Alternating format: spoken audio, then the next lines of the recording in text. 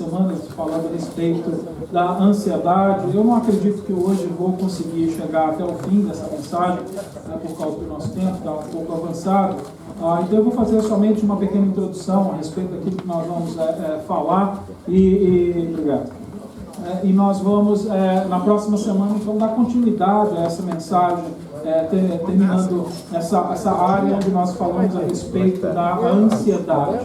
Por algumas semanas eu tenho falado da dificuldade de nós andarmos ansiosos, na verdade, até que diante de planos que nós fazemos, de projetos que nós temos, diante do chamado de Deus sobre a nossa vida, muitas vezes a nossa reação é uma reação de ansiedade, uma reação de preocupação, uma reação de o que será de mim, né? Como ela disse, ela como mãe, ela pensa, o que vai ser dos meus filhos, faz parte, na verdade, mas nós temos que ser capazes de vencer esses pensamentos ansiosos, de vencer essas atitudes ansiosas na nossa vida, porque nós aprendemos pela palavra de Deus que ansiedade é pecado, e se ansiedade é pecado tem que ser confessado, tem que haver arrependimento na nossa vida para que a gente possa andar diante de Deus em santidade, para que a gente possa andar em comunhão com Deus. Então, a ansiedade precisa ser vencida. Nós não podemos evitar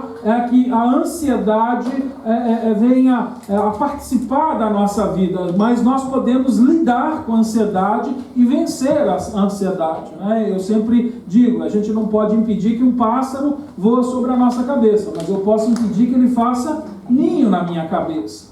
Hoje até, esses dias estava ouvindo um pregador, ele falou isso também. Ele falou, eu falava isso, né? Não sei, né, da onde ele aprendeu, né? Eu também não lembro da onde eu aprendi, mas isso é importante. A gente sabe que não tem jeito de evitar o que as coisas vão vir, mas eu tenho como evitar que aquilo tome lugar na minha vida. E a ansiedade, eu não posso evitar que ela venha, mas eu posso evitar que ela permaneça. Então a gente precisa vencer a ansiedade. E hoje nós vamos falar, né, sobre a terceira parte dessa mensagem. Nós falamos, pode passar por favor o PowerPoint para mim? O tema da nossa mensagem do dia de hoje é quando somos guiados pelo Espírito Santo. Quando somos guiados pelo Espírito Santo de Deus. Então eu disse para os irmãos, para que a gente vença a ansiedade, nós precisamos então trabalhar com a Trindade. Nós precisamos de Deus Pai, aquele que nos santifica. Está demais, tem que diminuir um pouco aqui, senão não posso nem me mover.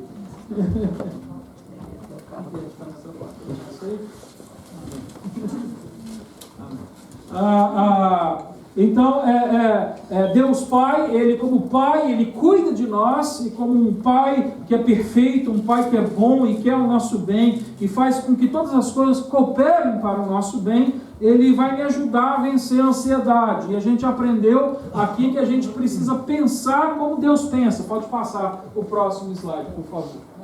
Isso, 2 vezes. Mais uma vez. Mais uma vez. Isso. Pensar como Deus pensa. Então nós vimos isso na passagem de Mateus capítulo 6, de Lucas, que nós precisamos transformar nossa mente, que nós precisamos pensar como Deus pensa. Deus, Ele tem todo o poder nas suas mãos. Deus fez promessa para os seus filhos. Então, se eu penso como Deus, a minha fé ela é fortalecida, eu ando com fé, eu ando confiando em Deus, eu peço de acordo com a vontade de Deus, eu vivo conforme a vontade de Deus, e dessa maneira eu venço a ansiedade. Pode passar, por favor. Na segunda mensagem, nós trouxemos na última vez, fazer o que Jesus fez. Então a gente aprendeu que a gente precisa fazer aquilo que Jesus fez. Nós temos algumas barreiras, algumas coisas que impedem que a gente vença a ansiedade. A primeira barreira, a gente viu lá, quando falamos a respeito de Deus Pai, é que Ele diz para a gente não andar ansioso por causa daquilo que a gente vai comer e por causa daquilo que a gente vai vestir, porque Ele, como um bom Pai, Ele vai cuidar da nossa vida.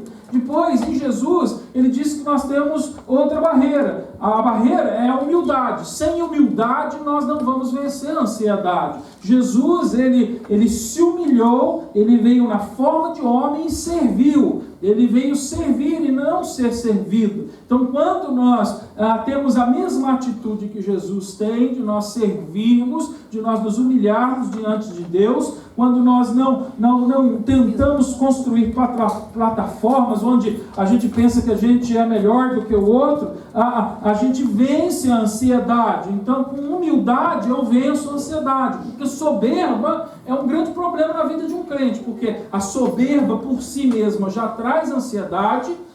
Se você conhece alguém soberbo, você sabe bem como é que funciona isso. Aquela pessoa quer sustentar aquela posição, mas não consegue por muito tempo, porque todo mundo é falho, todo mundo tem defeito, todo mundo tem limite, e quando você passa do seu limite, as suas fraquezas ficam aparentes. Então o soberbo, ele quer encobrir aquela fraqueza, e isso traz muita ansiedade na vida dele. Ele não quer mostrar a sua fraqueza, né? Existem várias maneiras de a gente demonstrar a soberba, e uma das mais evidentes, como a irmã compartilhou aqui, por exemplo, lá na cultura moçambicana, é o machismo. O machismo, o macho, aquele que é macho, eu sou homem, o machista, e não o homem, que tem diferença entre homem e machista.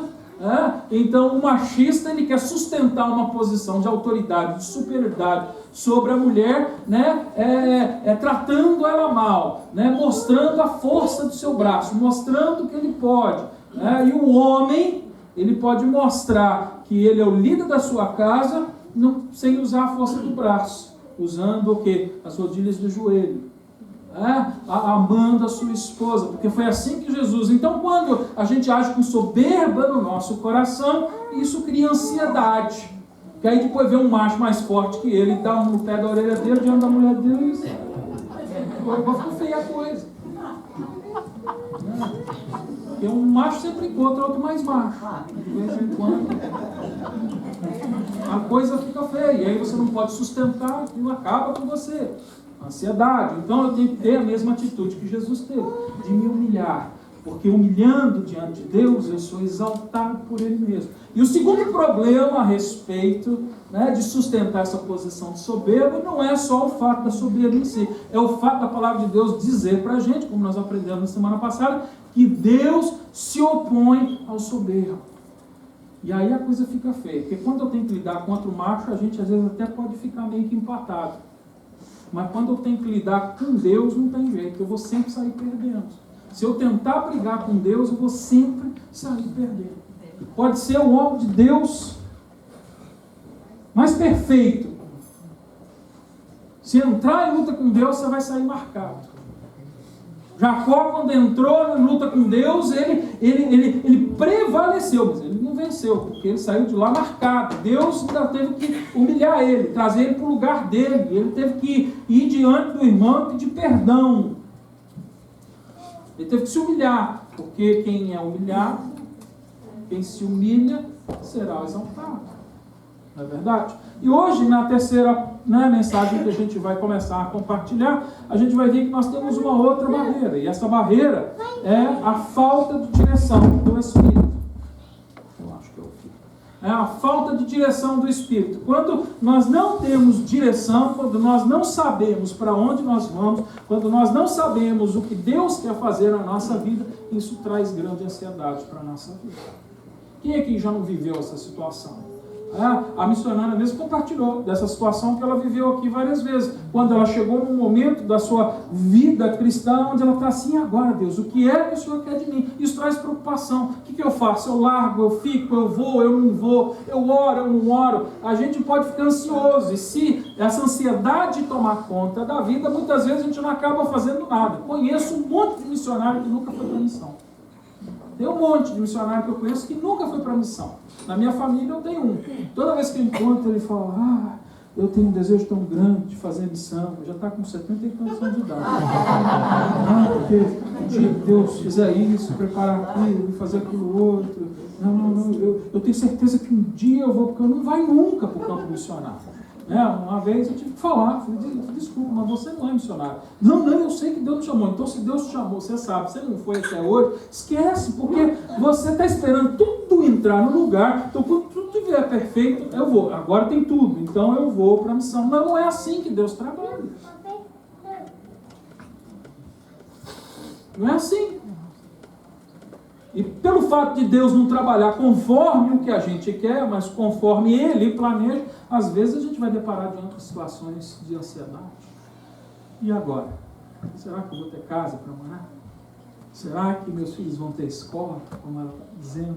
Será que as coisas vão encaixar? Quem entende o que a ansiedade pode produzir vai saber lidar com isso. E se ela anda na direção do Espírito, se você anda na direção do Espírito, você tem certeza que você vai vencer sobre essa ansiedade. Que isso não vai parar o teu ministério, que você vai continuar no seu ministério.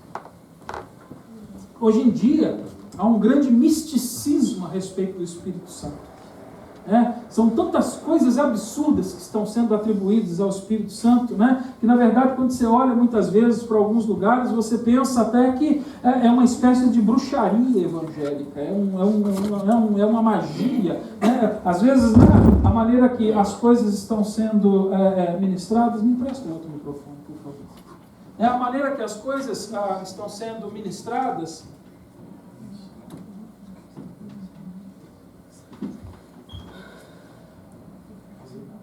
Dá a entender que existe um poder mágico acontecendo, e são coisas tão incríveis, mas que não tem nada a ver com aquilo que a palavra de Deus tem para dizer a respeito do Espírito Santo de Deus. Porque a palavra de Deus, ela revela a respeito do caráter e do serviço do Espírito Santo de Deus. E o Espírito Santo, o Espírito da verdade, não é aquele que hoje a gente vê pintado e usado nos púlpitos, mas aquele que é revelado de acordo com as Escrituras. A palavra que Deus deu aos homens. Amém. Este é o Espírito Santo de Deus. Hoje em dia a gente está vivendo um tempo que as pessoas estão usando o Espírito Santo e não mais sendo usadas pelo Espírito Santo. Hoje é como se o Espírito Santo de Deus fosse um apetrecho que está ali na prateleira. Aí a gente fala assim, não, hoje ele é útil, eu vou tirar dali e vou usar. Como se o Espírito Santo fosse um negócio, uma coisa que estivesse ali à nossa disposição para aquele momento que fosse conveniente para a nossa vida. Mas quando eu olho para a palavra de Deus, eu vejo que é exatamente o oposto. É Ele que olha para mim e decide como Ele vai fazer, como Ele vai usar, como é que Ele vai me dirigir. Amém. E aí a gente não entende por que a gente tem caído diante de tanta ansiedade nesse mundo. Por quê? A ordem está invertida. Aliás, desde o dia da queda, a ordem se inverteu. O pecado trouxe a inversão de papéis. Hoje não é mais o Espírito que dirige o crente, hoje é o crente que quer dirigir o Espírito. Presta atenção nas orações que nós estamos orando, nas mensagens que estão sendo pregadas. No tempo bíblico, o Espírito Santo dizia à igreja o que ela tinha que fazer. Hoje a igreja está dizendo para o Espírito o que ele tem que fazer.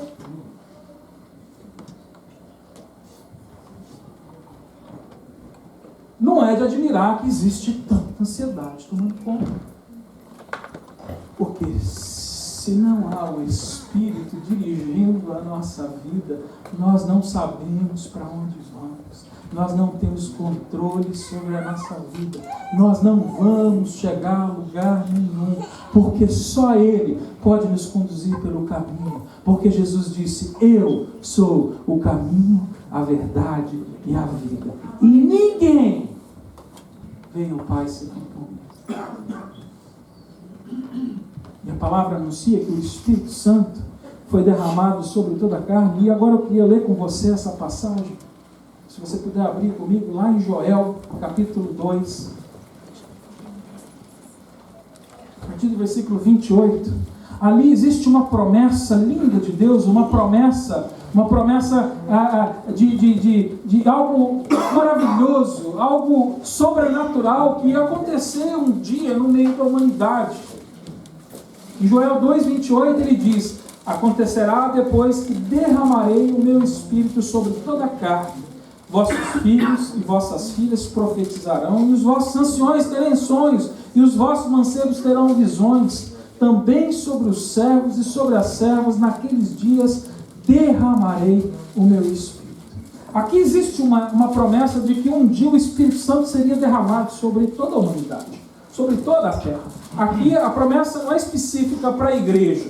Aqui ele fala que também ele ia derramar sobre a igreja, mas ele diz, e aqui a palavra é bem clara, né, que o Espírito seria derramado sobre toda a carne. Então aqui, essa promessa não está falando daquela comunhão que hoje eu e você tem com o Espírito Santo, mas da ação, do ministério do Espírito Santo sobre a humanidade. Porque a palavra de Deus, lá em João 16, versículo 8, diz que quem convence o homem do pecado, do juízo e da justiça é o Espírito Santo de Deus. Então, se o Espírito Santo de Deus não estivesse agindo sobre a humanidade, quando nós pregássemos a palavra de Deus, nenhum homem se converteria.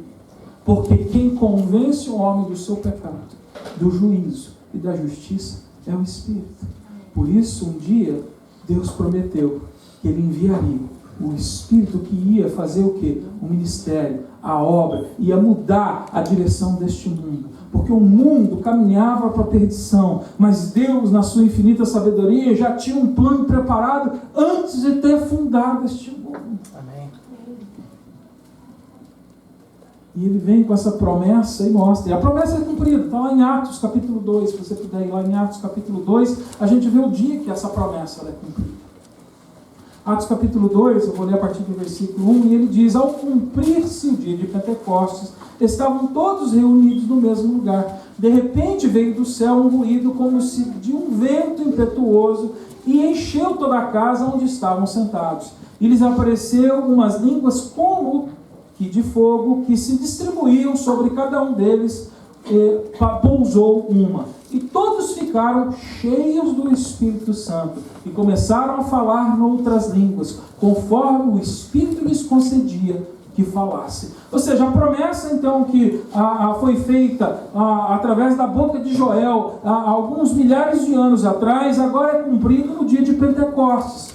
Então agora, depois de Jesus, no capítulo 1 de Atos, ter ascendido ao céu, e aliás é interessante a gente observar quando chega em Atos capítulo 1, versículo 8, que as últimas palavras de Jesus, né, e eu sempre digo isso aqui na igreja, quando alguém está no seu leito de morte, quando alguém sabe que está chegando o fim, e ele diz alguma coisa, quando está próximo do fim, ele escolhe bem as palavras que ele vai falar. Ele não fala qualquer coisa. Ele não vai usar, se ele for uma pessoa de consciência, ele não vai usar aquelas palavras de maneira aleatória. Ele vai querer deixar uma frase, ele vai querer deixar uma mensagem importante. E Jesus, sendo perfeito e sendo Deus, sabendo que a partir daquele momento ele não ia mais estar entre os homens, ele dá a última palavra. E na última palavra ele diz: o Espírito Santo de Deus vai estar com vós, para lhes ajudar a quê? A levar a mensagem do Evangelho, para viver a mensagem do Evangelho, para a santificação da mensagem do Evangelho. Mas hoje o Espírito Santo tem servido para tanta coisa, menos para aquilo que é o mais importante na vida dele. Mas a mensagem que eu quero compartilhar com você, ela está em Salmos, capítulo 139. Salmo 139.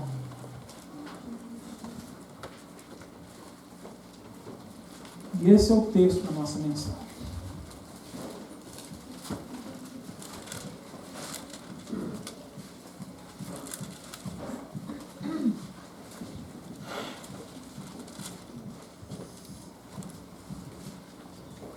Salmo 139, de 23 a 24. 2 versículos.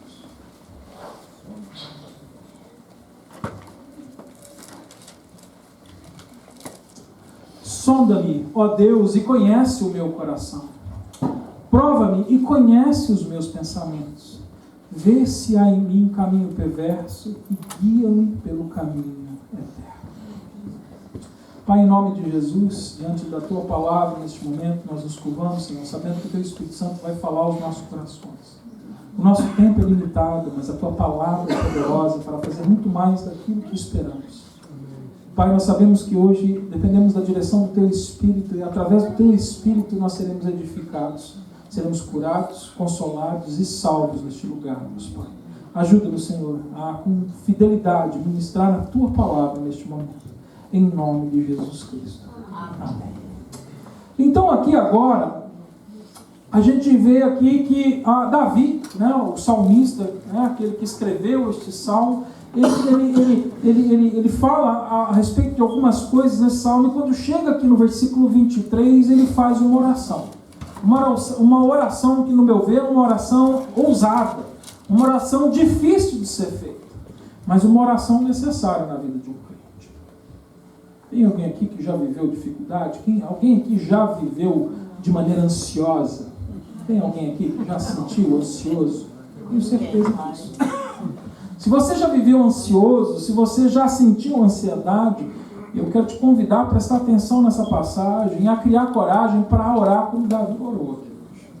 Quero compartilhar alguns elementos dessa oração. 4 coisas importantes aqui. A primeira coisa que ele pede aqui é para que ele seja sondado. Se puder passar para mim, né, o PowerPoint. Não foi, não. Pode ir. Sonda-me, Espírito, e revela o que está em mim. A gente ouve com bastante frequência a seguinte frase: Senhor, revela-te a mim. Já ouviu essa frase? Você já cantou uma música assim? Senhor, revela-te a mim. E eu quero dizer para você que não tem nenhum problema nessa frase. É muito bom que alguém queira conhecer mais de Deus. É muito bom nós nos aproximarmos mais de Deus. Aliás, é algo que nós devemos fazer, e a palavra ensina que a gente deve fazer isso. E nós devemos buscar mais de Deus. E a revelação de Deus para nós, ela é tão importante que Deus, ele se revela na sua criação. Deus, ele deixou a palavra de Deus e se revelou através da sua palavra para nós, porque ele quer se revelar. Ele quer revelar a sua pessoa, ele quer revelar o seu caráter, ele quer revelar a sua essência. Isso é importante. Isso é tão importante que ele deixou conosco o Espírito Santo de Deus, como nós vimos naquelas passagens onde eu falei na abertura dessa mensagem. Ou seja, Deus quer se revelar a nós. Mas aqui, quando você presta atenção nessa passagem, o que o salmista está falando é diferente. Ele não está agora dizendo assim: Senhor, se revela a mim. Agora ele está dizendo exatamente o contrário: Senhor, sonda-me. Esse é um pedido de intimidade. Porque o que ele está pedindo aqui para ser sondado, ele está querendo dizer para Deus aqui agora com esse pedido de que ele quer ter intimidade, que ele quer transparência no relacionamento. Ele quer que Deus realmente entre na vida dele e olhe em todos os cantos da vida dele, para que tudo que ele tem lá dentro seja aparente, seja mostrado, esteja desnudo diante de Deus, porque ele entende que com Deus ele não pode ter reserva. Você está entendendo o que eu estou querendo dizer aqui? Com Deus não dá para a gente ter reserva. É necessário não só que Deus se revele para a gente, mas que nós sejamos revelados para Deus. Nós precisamos ser conhecidos por Deus em toda a nossa intimidade. Porque o nosso Deus, ele é Pai.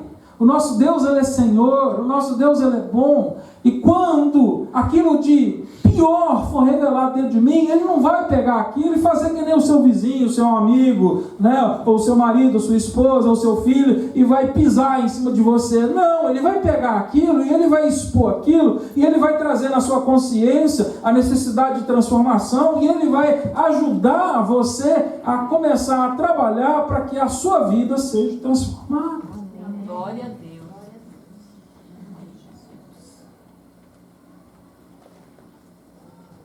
Essa palavra sonda, ela é uma palavra que é usada na navegação. Né? Hoje em dia, na era eletrônica, os barcos têm sondas eletrônicas. Né? Eles têm aqueles computadores e debaixo do barco aquela sonda eletrônica que emite lá ondas elétricas e aí determina a profundidade, o tipo de solo que está ali. E o barco tem isso para evitar que ele fique encalhado, né? Para evitar que ele entre num lugar onde ele não pode entrar. Mas no passado, os barcos também precisavam de sonda, mas não tinha ainda a era eletrônica, então a sonda ela era um objeto que nem esse microfone de metal, e aqui na parte de baixo desse objeto tinha uma cuiazinha, um buraquinho. E normalmente eles enchiam esse buraquinho aqui com sabão ou com cera. E aí ficava lá um marinheiro na ponta do barco e ele soltava, aquele pezinho estava amarrado, né, numa corda, e ele soltava aquilo ali, aquilo lá, ia lá embaixo e batia no fundo. Aí na corda ele olhava qual a profundidade que estava e depois ele puxava e tirava e olhava ali de baixo o que grudou ali, para saber que tipo de fundo que estava ali, né, onde ele estava caminhando. Por quê? Porque quando chegar o momento dele parar o barco e ele ancorar o barco,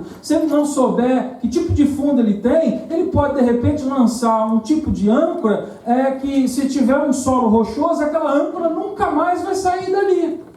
Ela vai se prender ali no meio das rochas e então aquela âncora não tem jeito. Ou ele fica ali estacado o resto da vida dele, né? Ele fica ali parado o resto da vida dele, ou ele tem que cortar a corda e deixar a âncora embora. O problema é que se ele cortar a corda e deixar a âncora embora, ele também não vai mais poder parar em lugar nenhum. Aí vai ter que ficar andando sem parar, porque não tem como frear mais o barco. O barco não tem freio. Né? No carro a gente puxa lá, parou. O barco não tem freio. Você pode até postar, né? Hoje com o motor, você põe ele por contrário, vai para frente e para trás. Mas parar ele não para, porque a correnteza leva. Então, né, a sonda era um instrumento importantíssimo para descobrir aquelas áreas que estavam escondidas, aquilo que não se podia ver aos olhos humanos. E é isso que Davi está dizendo aqui. Senhor, agora olha, sonda o meu coração. Ele usa essa palavra sonda, e é a palavra, né, que reflete esse material que era usado nas embarcações, porque ele está querendo agora que Deus olhe além daquilo que é aparente. Ele está chamando agora Deus a entrar naqueles lugares profundos, para descobrir qual é o tipo de sujeira que está lá no fundo, porque ele não quer mais ficar com a vida encalhada. Ele não quer mais correr o risco de ficar andando, dando voltas. Será que você consegue perceber o que está acontecendo aqui? Tem alguém aqui que tem andado com uma área da vida assim, encalhada, que não vai para lugar nenhum? Você já faz, você vai e anda, e faz, né? Tem duas coisas. Ou você já deixou de fazer qualquer coisa diante de uma situação dessa, que você falou assim, não tem jeito, acabou, né? A âncora ficou presa lá no meio das pedras. Ou você está cansado, que agora não tem mais âncora, sem encostar o barco, você fica ali, ó, e não para nunca. E isso gera ansiedade no nosso coração. Isso gera cansaço. Isso gera medo, incerteza. Se você quer mudar essa situação, você vai precisar começar a orar a Deus e pedir sonda. É isso que Davi fez. Pode passar, por favor. A segunda coisa que ele ensina para a gente aqui nessa passagem é agora que ele fala: conhece-me, Espírito. Conhece-me e me ensine a viver com um coração igual ao teu. Hoje nós cantamos essa música aqui: me dá um coração como o teu, Senhor. Tu és meu mestre. Um outro desafio em relação à ansiedade é nós nos sentirmos sozinhos diante dos nossos problemas. Quem aqui já se sentiu sozinho diante de um problema? Eu acho que você consegue então se relacionar comigo. E quando a gente se sente sozinho, a gente fica preocupado, porque a gente começa a pensar assim: poxa vida, ninguém está prestando atenção em mim. Esse rabo aqui ninguém está prestando atenção em mim. Ou você começa a pensar assim: poxa, ninguém se importa comigo. Será que eles não estão vendo o que eu estou passando e ninguém faz nada? Você já passou por isso na sua vida? E é por isso que agora Davi ele diz: conhece-me. Aqui existe uma diferença entre sondar e conhecer. Como eu sempre digo, uma coisa é uma coisa, outra coisa é outra coisa. Sondar é ele ir lá e buscar e revelar aquilo que está lá dentro. Agora, conhecer é Deus entrar em tal intimidade na minha vida ao ponto de saber como eu lido diante daquelas coisas. Então agora, Deus me conhecer, Ele não me conhece para que Ele faça o que Ele quer fazer somente, porque Ele já me conhece, foi Ele que me criou. Mas esse conhecimento é um conhecimento que vai revelar o que Deus sabe e o que eu sei, para que tudo isso coopere para que eu saia daquela situação. Ou seja, Ele revelou qual é o tipo de fundo que eu tenho, a profundidade do problema. Ele traz para fora qual é a sujeira. E agora Ele diz: conhece-me, o que eu faço com essa sujeira. O que é que eu vou fazer com aquilo que agora estava lá escondido? Como é que eu vou fazer? E quando eu faço isso, quando eu digo na minha oração, conhece-me, eu estou admitindo, olha ali a humildade, que eu falei que precisa de humildade. Eu estou admitindo que tem alguém que me conhece melhor que eu. Quando eu digo para Deus, conhece-me, eu estou dizendo: Senhor, eu sei que eu tenho andado achando que eu sei de tudo, que eu que decido, que eu... Mas não tem jeito. Esses meus pensamentos não estão me levando a lugar nenhum, porque eu continuo ansioso. Conhece. Eu sei que o Senhor sabe muito melhor quem eu sou do que eu mesmo. É uma oração de confiança. Some. Mais uma vez aqui, agora ele anseia a intimidade. Ele quer intimidade com Deus. Aliás, a palavra conhecer na Bíblia, ela é usada para intimidade. Intimidade entre o casal, entre o homem e a mulher. Quando a gente vê no Velho Testamento, quando o marido teve um relacionamento sexual com a mulher, a palavra usa a palavra conhecer, né? E Adão conheceu Eva, né? Ele fala de relacionamento íntimo. Então aqui o que ele está dizendo, né? Essa palavra que ela está usada nesse sentido, dessa intimidade, né? Profunda, dessa intimidade que acontece só com quem a gente tem uma aliança. Fica aí a dica para os jovens, porque sexo tem que ser feito na aliança do casamento.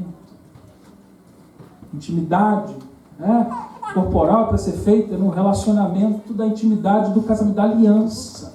Porque quando nós temos uma aliança, não há mais alguma coisa que nos separa. Aquilo que é seu é meu, e aquilo que é meu é seu. Então é a hora própria da gente compartilhar tudo que a gente tem, e de gozar, e de se alegrar, e de desfrutar de tudo aquilo que um e o outro tem. E é esse tipo de aliança que Davi está querendo ter com Deus. Uma aliança onde ele possa desfrutar de tudo aquilo que Deus tem para ele. E ele quer que Deus use a vida dele de tal maneira que a vida dele seja também para a alegria do Senhor, para a glória do Senhor. Conhece. O que ele está dizendo é: tem intimidade comigo, Deus. Você está compreendendo? Que quando a gente está numa intimidade, quando a gente está numa aliança, não tem ansiedade. A ansiedade não tem lugar ali, porque eu me sinto completo. Deus, quando Ele fez o homem, Ele olhou para o homem, olhando para os animais, cada um tinha o seu parceiro, e Ele falou assim: não, eu vou ter que fazer para ele também, né? Não é que Ele pensou na hora, né? Deus já tinha um plano, mas Ele deixou o homem sentir ali a solidão por um tempo ali. E aí chega um momento que Ele fala assim: eu preciso dar esse tempo para que o homem valorize a parceira. Se já tivesse tudo feito pronto ali, talvez eu não valorizasse. Tá vendo? O pecado já fez isso, né? Gostei da ideia, né? Ela vou levar minha esposa lá para Moçambique de vez em quando. Quem vai apanhar sou eu. Eu tenho sangue nordestino.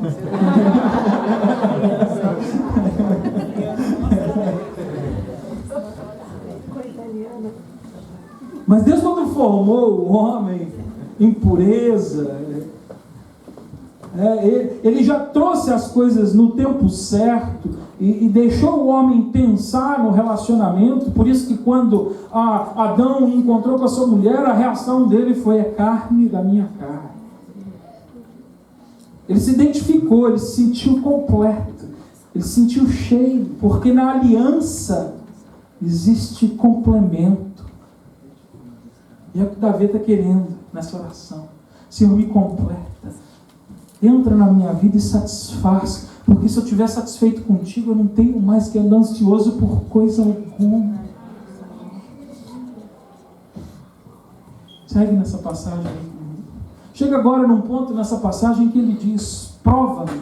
Pode passar, por favor, o próximo.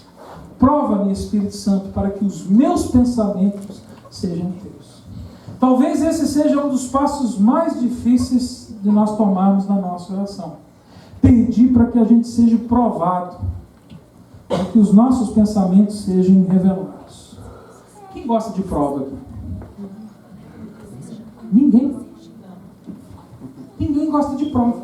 Ninguém gosta de ser testado. Ninguém gosta de passar por tribulação ou por provação. Olha que interessante. E a ironia aqui está em que quando a gente tem uma situação de dificuldade, uma situação de ansiedade, a primeira reação que nós temos é cair com o joelho no chão e orar para que Deus leve embora aquela situação. Não é verdade? Senhor, leve embora.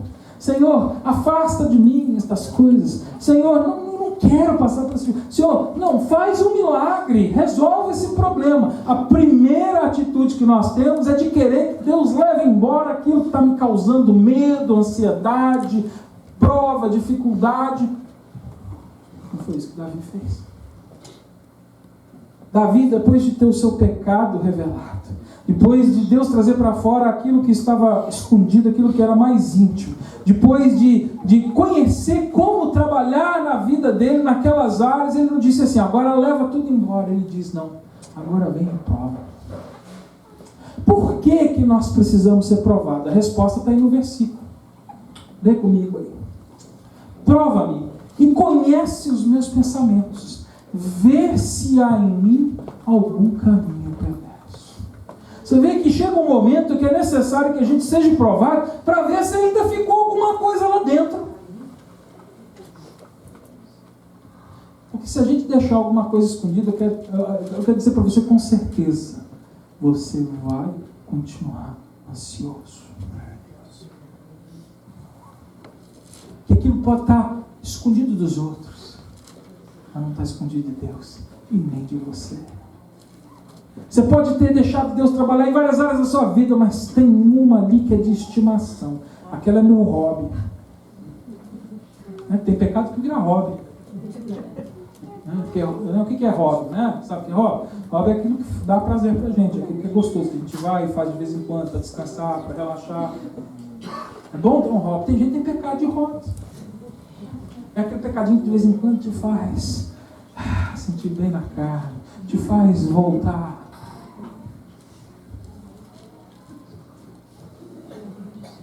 Mas se você quiser andar como Deus anda e com Deus, o óbvio precisa ir embora da sua vida. O pecado tem que estar lá, livre, fora.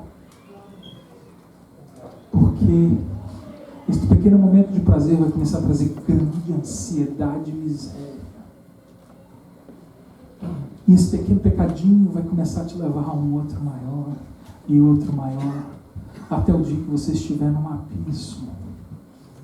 Ontem a irmã estava compartilhando comigo uma gravação de telefone que um rapaz estava tentando dar um golpe numa pessoa, e essa pessoa era uma mulher de Deus, e ele começou a tentar enrolar ela, e a mulher, através do Espírito Santo de Deus, reconheceu que aquilo era uma mentira, era uma enganação, e ela no fim ainda evangeliza o cara, e o cara vem e diz assim, não, eu também era um pregador da palavra, hoje estou preso enganando as pessoas pelo telefone celular.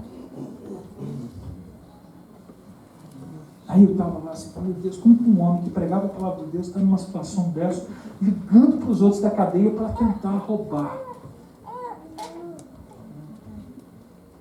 E aí eu lembrei dessa mensagem, e falei, provavelmente começou com um hobbyzinho, aquele pecadinho que era ainda gostoso. Está hoje lá, caído num abismo. Mas o amor de Deus é tão grande que ele bota uma mulher daquela de Deus no caminho dele e dá a oportunidade daquele homem ouvir novamente o Evangelho e ter a oportunidade de se arrepender dos seus pecados e consertar a sua vida. E é isso que ele está fazendo com a gente hoje aqui. Meu irmão, pare de se preocupar com como você vai resolver aquela situação. Tire a sua atenção, o seu foco do problema, coloque o seu foco em Deus e diz, prova. Prova para que eu tenha certeza que lá dentro não tem mais nada. Eu estou limpo. Pode passar. E para encerrar, ele agora diz, guia-me, Espírito Santo, pelo caminho que me conduz à eternidade. Você percebe agora que agora ele está dizendo que ele precisa ter foco.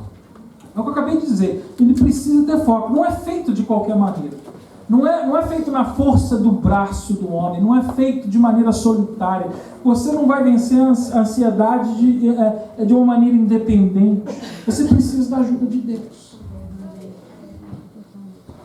Você precisa que Ele te sonde, que Ele te conheça, que Ele te prove. Mas tudo isso tem que acontecer na dependência de Deus. Você vê aqui que o foco de Davi não estava no problema ou nas dificuldades que ele estava vivendo. O foco dele estava na eternidade. Nós precisamos focalizar mais a nossa vida naquilo que é eterno. Foi isso que nós aprendemos nas 2 últimas mensagens. Onde nós aprendemos, onde ele diz, né, não busque demais estas coisas, busque o reino de Deus e a sua justiça e tudo mais vai ser acrescentado. Para que andar preocupado com o que vai comer e vestir? Qualquer pessoa normal se preocupa com essas coisas. Quem está com fome agora? Tem gente que já está pensando no que vai comer. Você pode pensar no que você vai comer, você não pode andar ansioso por isso. Você pode até fazer plano. Hoje você talvez fez um plano de comer lá na casa do Valmir. Eu mudei de endereço, viu, irmão? Tem lugar, Valmir? Fala bem, Valmir. Eu mudei de endereço.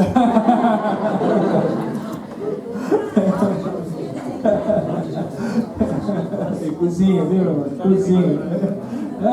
Você pode até refletir, mas você não pode estar ansioso por isso. Agora ele ficou ansioso ali atrás.